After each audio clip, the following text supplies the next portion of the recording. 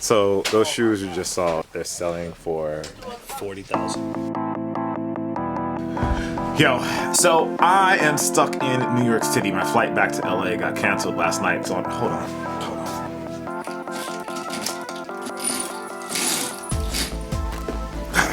Try to get some more light in here. It's still dark. Anyway, so I am stuck in New York City because my flight to LA got canceled last night. I'm just here chilling. I figured I'd go buy Stadium Goods to check out Stadium Goods. But before that, I saw some sneaker stories that I thought I'd talk to you guys about. You guys let me know what you feel about them. So let's do that. First big news that came up this week is the Nike lawsuit. Well, actually, it wasn't Nike's lawsuit. It's a lawsuit by a photographer named Jacob Reenmeester. I believe that's how you say his name. He was suing Nike because he feels like his photo is the same thing as the Jumpman logo. Now, the Ninth Circuit Court decided the photos were different, and you can look at the photos and see that they are different, but my thought personally is that they look more alike than they do different, but the court decided otherwise in a 2-1 decision. So basically, Jacob was saying that Nike owed his money and infringed his copyright because they basically copied his photo. And if you look at the photo, you can see that the Jumpman logo was definitely inspired by it, but according to the court, just because the photo isn't exactly the same, like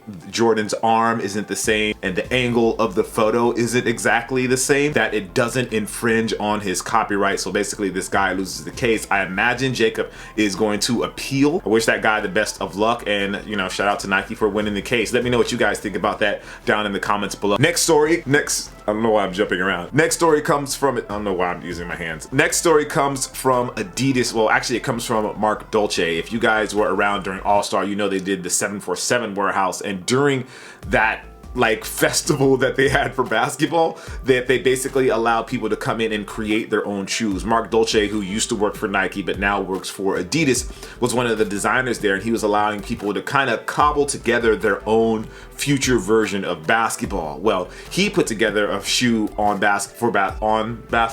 for basketball made out of Futurecraft shoe, and it looks absolutely incredible. I'm not sure how functional it is. It looks dope. It looks something very futuristic. I'm just not sure how functional it's actually going to be on the court. You see, it's like that same color green as the Futurecraft shoe. And speaking of that, I have an unboxing coming up of the Futurecraft, which you guys should stay tuned for. I'll be dropping that next week. I just thought the shoe was very cool. I wanted to show it to you guys. If you're not already following Mark Dolce, you should definitely follow him, especially if you're into sneakers. A lot of good content on his Instagram, especially if you want to be a designer or you really want to know like the details and technical details of shoes. The next story is about the Air Jordan 4 Undefeated. I have mixed feelings about this one. So rumors came up this week that Jordan Brand is going to return the Undefeated Air Jordan 4. As you guys already know, this is one of the most coveted Air Jordan 4s ever made. It sells for thousands of dollars, and it appears that they're going to retro that sneaker. As a sneakerhead, do I want that sneaker?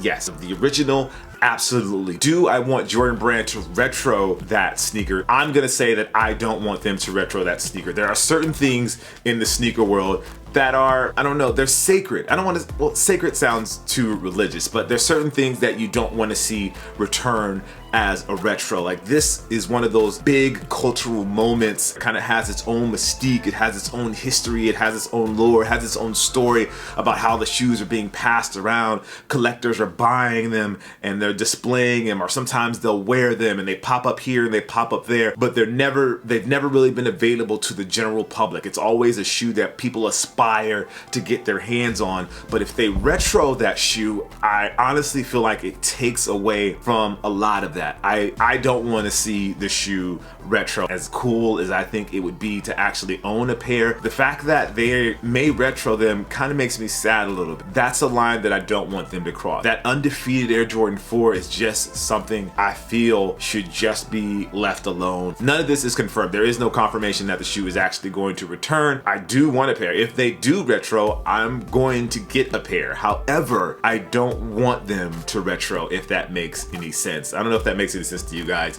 Anyway, let me know what you think down below. And last but not least, a surprise release, the Air Jordan 3 sole for Korea. People have been going crazy about this all over the blog. It was all over my Instagram. It was all over my Twitter. Just popped up out of nowhere, and it appears that the shoe only going to release in Korea, so we won't even be able to get it here in the US. And if what I have read and what I've heard about the shoe is actually true, there are only going to be 300 pairs of the shoe shoe. I really like what Jordan Brand is doing, where they're doing like these random drops in different places. And I think that's what the sneaker world needs. So stuff like this that kind of pops up here or pops up there keeps the energy and excitement of sneakers alive. I don't even know if I would necessarily buy this pair of shoes. I think they look cool, but I have literally no connection to Korea. I would just be buying them just to buy them because they're hyped, and honestly I just have no connection to them, even though I think they're dope. I'd love to show them to you guys. I'd unbox them and show them to you guys, but as far as keeping them personally, I just don't think that I'm the sneaker guy for those, if that makes any sense. I would rather somebody who really wanted those get those, especially because they're so limited. With that being said, enough of the hotel room talk. Let's get out of here. Let's go hit Stadium Goods.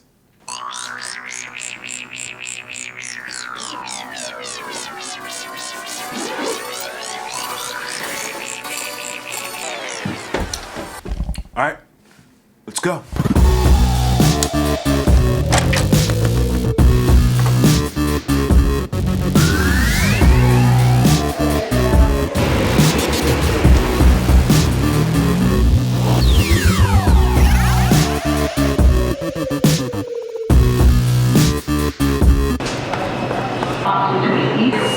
This is a Bronx-bound 5 local train.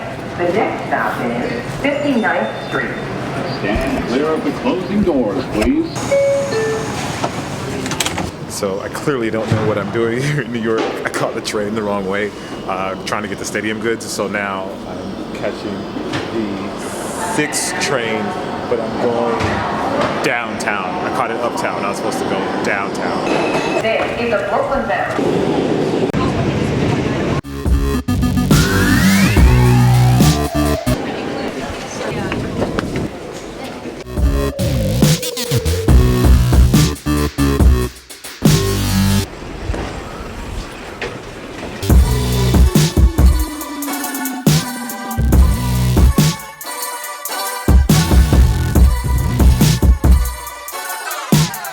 So right now we're downstairs inside of the Stadium Goods stock room, and this is the part of the store that you guys never get to actually see. And there's just rows and rows and rows of sneakers. And from what I understand, this is only a part of their collection.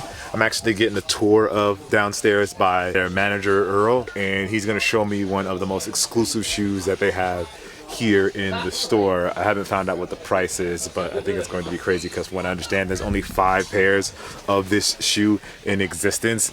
It's really crazy. Like, you guys, it's amazing how many pairs of shoes that they have here.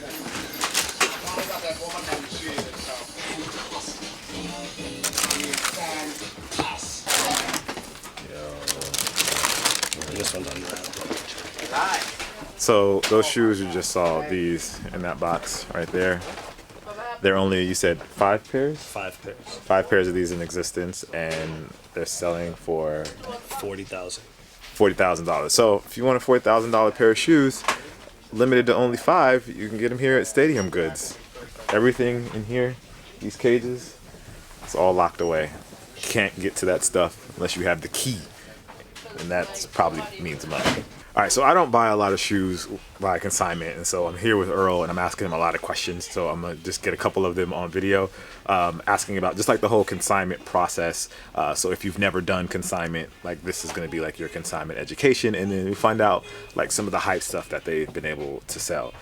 So let's talk about consignment. If somebody wants to do something for consignment, how does that process work? Well, if someone wanted to consign a shoe with us, you would just have to first bring in the shoe, go over our consignment agreement form. If you agree to that, then we'll take in the shoe, we'll appraise it, authenticate it, let you know the price that the market's going for. If you agree with that price, or if you want to maybe sell it for a lower price, we'll take it in. Then after the shoe sells, I think depending on how the shoe sells, it may be like 3 business days to 10 business days before we would give a check out for the item. The percentage, we take 20%, so it'd be an 80-20 split. We hold your product. When we sell your product, so you would get 80% and we take 20%. The most expensive shoe I've sold was Undefeated 4s. I sold them for $18,000. It was Saudi Prince. That's the most information I can give about him. He came in looking for a bunch of exclusive shoes, seen the Undefeated 4s. They were his size, and he needed to have them, so he made it happen. What other expensive shoes do you guys have here? Well, you guys just seen Jeter 11s. We have Dancy ones, some exclusive like all white ones with the hat. We have, I think it's the Days of Summer ones. We have the We the Best threes. It's all on our website. It's like a whole like list of it. So I just told you guys there was those rumors about the Undefeated 4s coming back, and this is why I was saying that I don't think they should be retroed, because they have such a mystique and they have such a sort of like story behind them. Literally, he just said they sold for $18,000. Like, if I was that person, I wouldn't want them to retro, because now everyone's gonna have a version. Even if Jordan Brand doesn't bring it back exactly like the original version, the fact that they have a new Undefeated 4, it's a little disappointing. So I say, Jordan, don't bring it back. But let's go back upstairs and check out the rest of the store.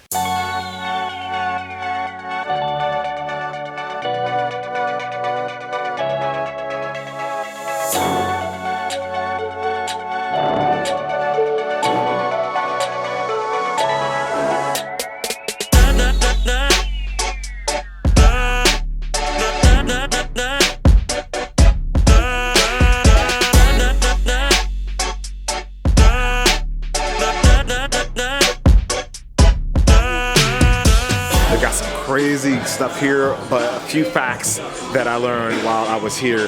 One, the shoe that sells the most is the Yeezy. Off-White is second. Third is a tie between new Jordan releases and NMDs. Jordans are still popping. NMDs obviously are still popping. It seems like more than Ultra Boost, but the shoe that people want the most is the Yeezy.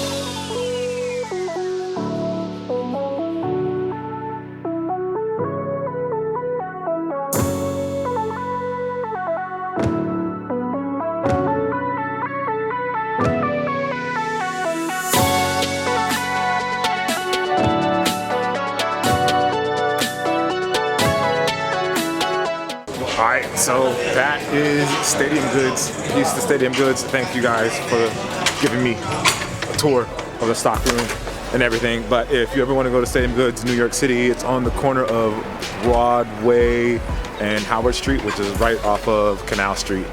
Very cool spot. So right now I'm gonna go get me some Shake Shack and then go back to my hotel room and edit this vlog for you guys. Hope you enjoyed. No, I don't vlog a lot, but thought it was cool to get out here and do something like this. All right guys, I'll see you soon. Hope you enjoyed. Peace.